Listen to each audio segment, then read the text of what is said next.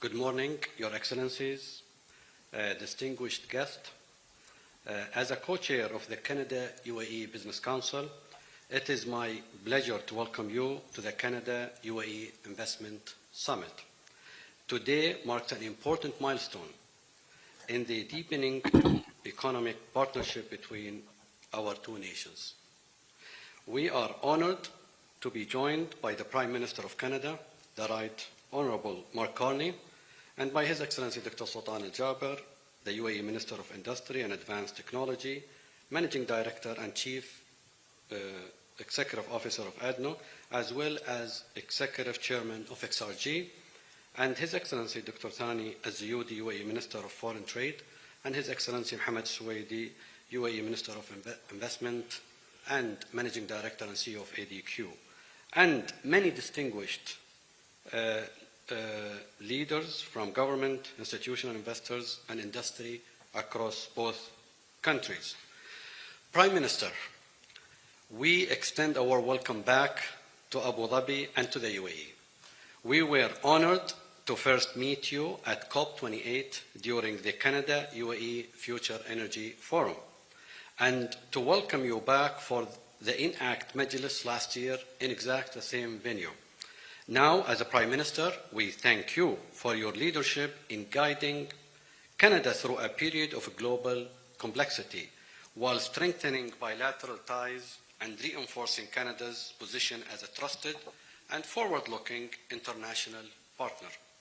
The Canada-UAE bilateral economic relationship has expanded significantly in recent years.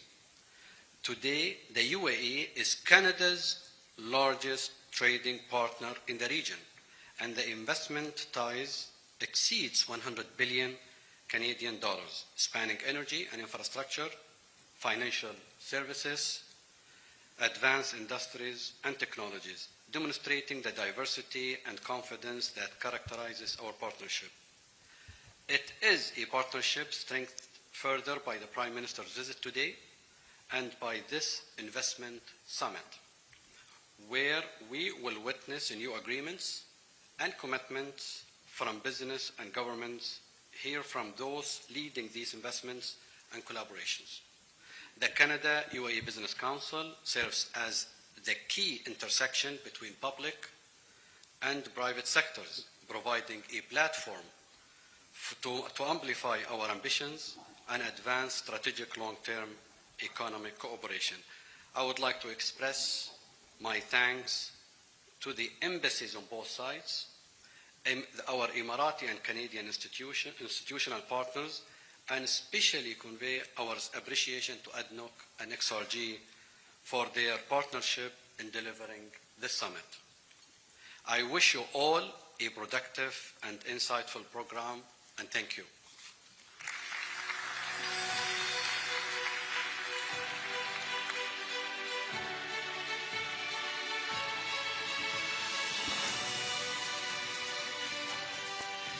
Thank you, Masaba. And so at this moment, we're going to have the pleasure of hearing from our Prime Minister. And you are already very well-known Prime Minister in this part of the world.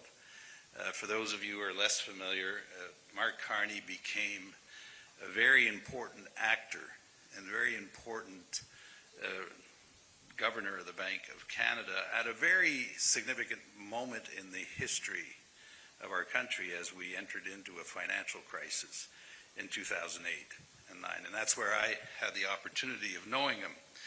And he had a stellar period as Governor of the Bank of Canada, so much so that the Bank of England recruited him to also be Governor of the Bank of England. Mark Carney has had an outstanding career in the private sector. And I remember very well being in Davos, Prime Minister Carney, in that period of time, and he was a rock star, so to speak, for the financial community. Canada, as all of you know, has an outstanding relationship for its financial institutions. Our Prime Minister has stepped into public life at a very critical time where there are fundamental changes in geopolitics. And the Canadian people gave him that mandate to lead us through this critical moment. Among the commitments made by Prime Minister Carney is a commitment to diversify trade for reasons that all of us are familiar with. And actually, we can't think of a better place to start than here in the United Arab Emirates with our friends and allies. Ladies and gentlemen, Prime Minister Mark Carney.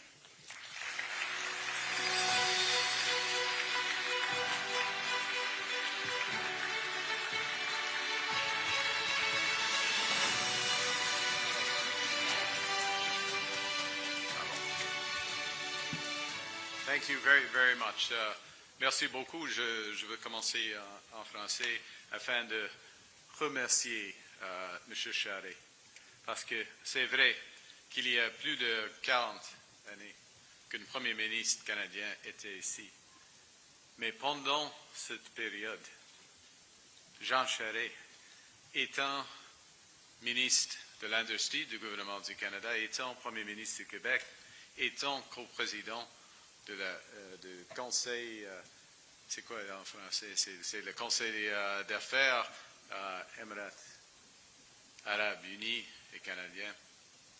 Il a continué de renforcer les liens entre nos deux pays. Et à cause de ça, nous avons des relations très, très fortes, une base très solide. But it's a base on which we are going to build, and I just wanted to reinforce that fortunately we had Jean Charest for the 40 years, and unfortunately we're going to have you for another 40 years, Jean, but building these relationships.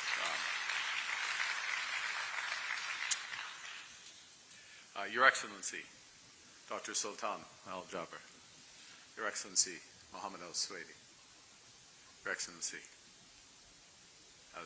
Minister Al-Thani, Excellencies, ladies and gentlemen, Musaba, thank you for that generous introduction. Thank you for our partners at ADNOC for hosting, and XRG for hosting us today.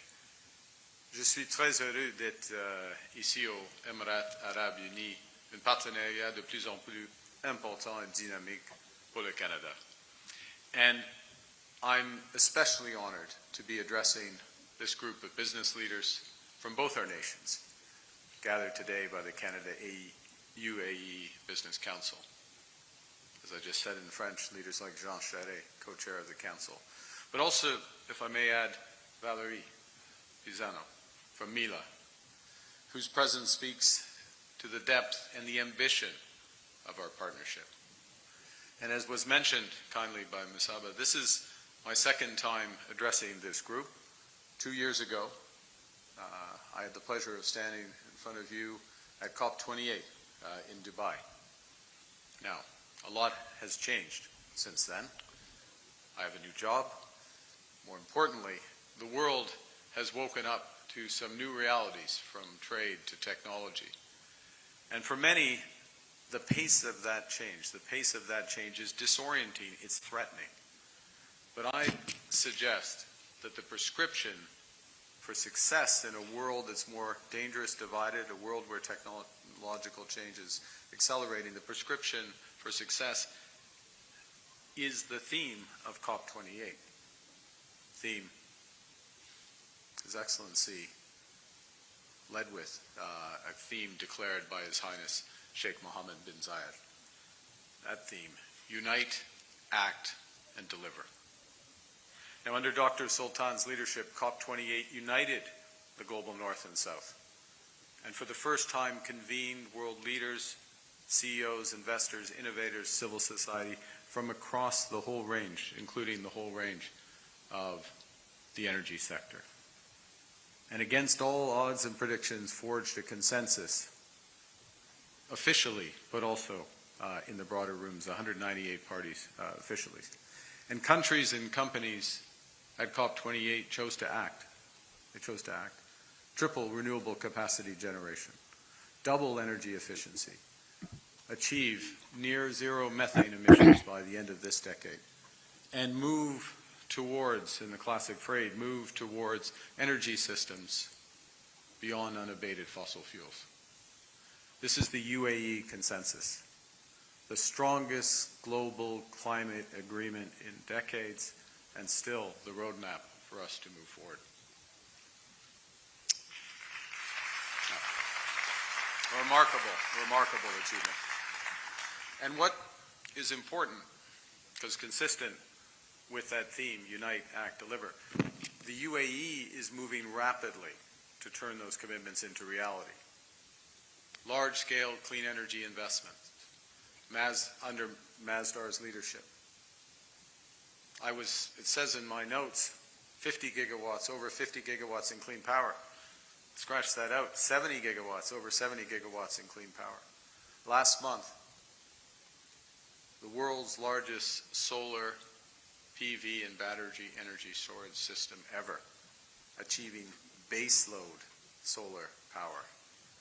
I paused to let that sink in. Baseload solar power. It took me a few days to process this remarkable achievement.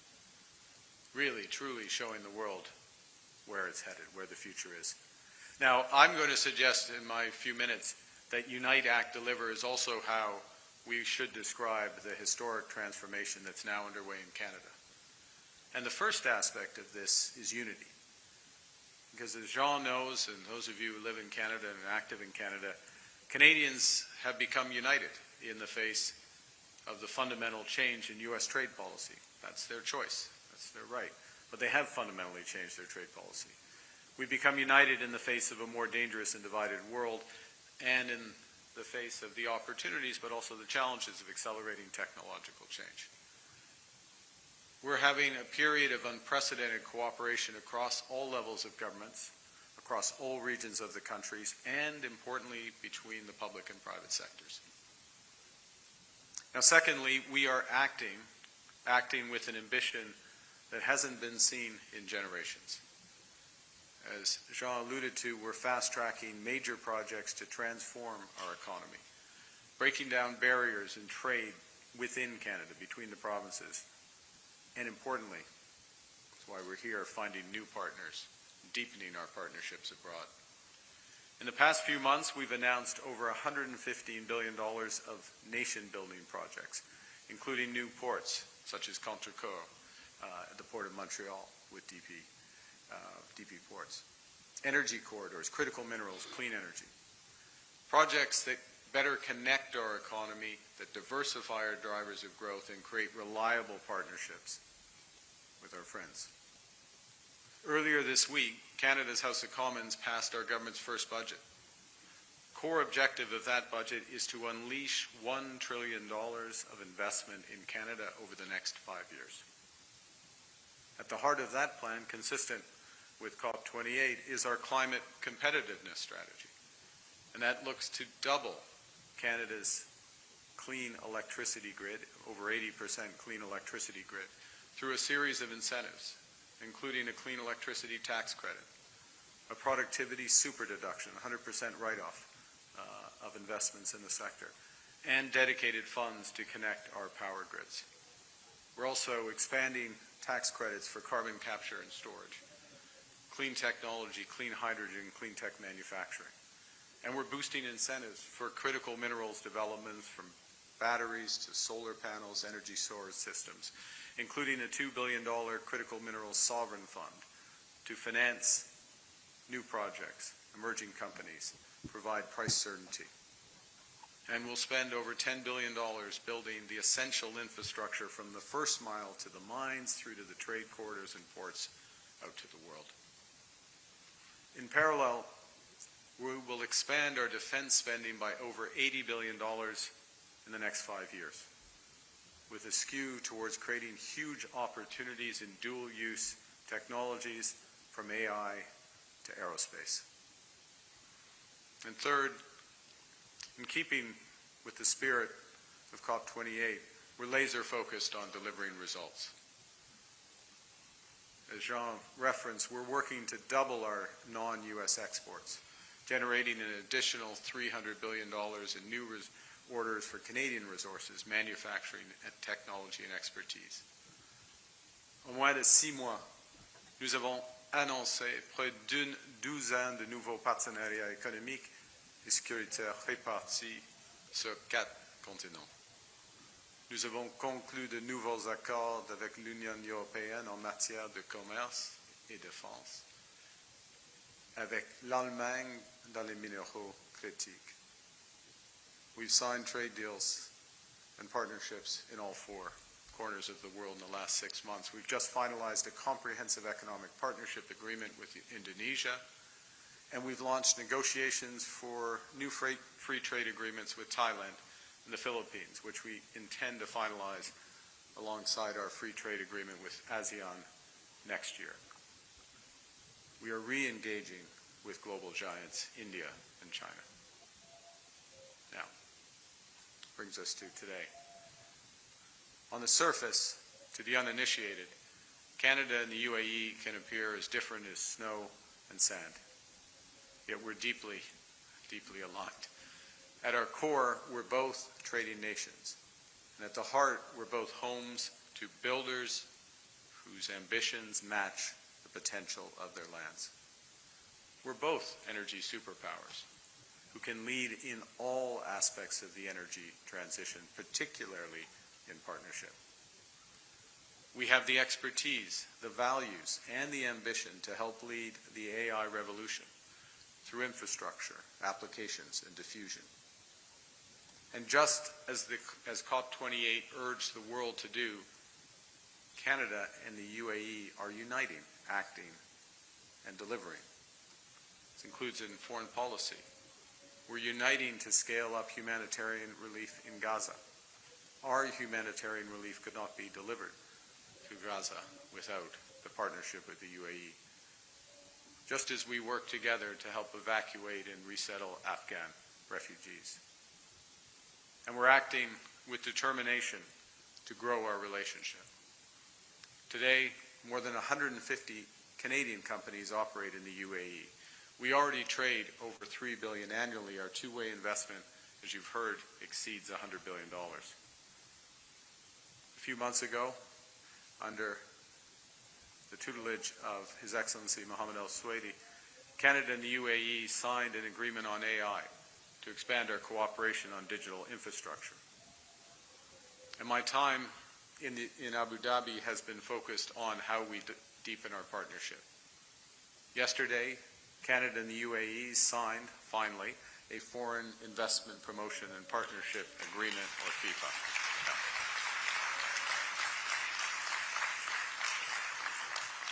It took the spirit of COP to get us to get it done. This will unlock tens of billions of dollars in investment between our two countries. And for Canadians, it's an opportunity to expand for our engineering firms, our construction companies, our aerospace sector, our agri-food, seafood producers, our AI firms. And as we build our investment ties, we're also elevating our trading relationship.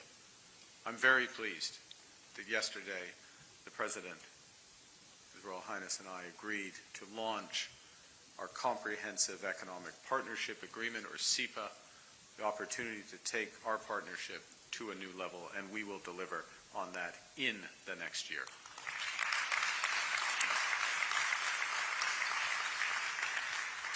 A landmark agreement that will cut tariffs, remove red tape, expand market access, lower costs for our exporters. You know, this is an economy, $700 billion, over 11 million people. The dedication to lead the AI, dedication and expertise to lead the AI and energy revolutions, truly a magnet for global talent and trade. A globally significant commercial corridor, logistic hub that literally connects every corner of the world. You know, for comparison, for Canadians, when we signed our comprehensive economic partnerships, as Jean will remember, with Chile and Korea, trade doubled in a decade. I'm very confident that Canada and the UAE will achieve much more than that and much faster.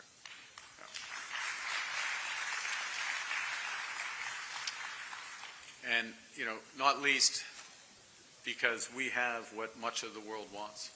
We're an energy superpower. We possess one of the world's largest resources of critical minerals and rare earths. We are a global leader in AI, in quantum, and life sciences. And we realize it's time to begin to commercialize these strengths for the benefit of humanity. That's why I'm so pleased we're joined by leaders from Mila and Cohere, two of Canada's most prominent entities. And I encourage you in the breaks to speak with them about the opportunities together. You know, one of the things, the many strengths of the UAE that Canada shares is offering investors the certainty that they deserve but all too seldom receive. Speaking for Canada, we're AAA rated. We're fiscally disciplined, financially resilient, and we are anchored in the rule of law. Over the next year, we will take significant measures to elevate our relationship.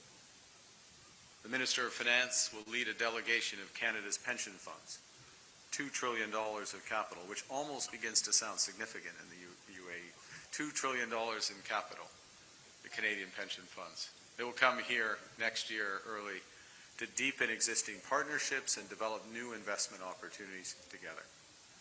Canada's Minister of International Trade will also lead a business delegation here in January with companies from our energy, AI, infrastructure, and agriculture sectors.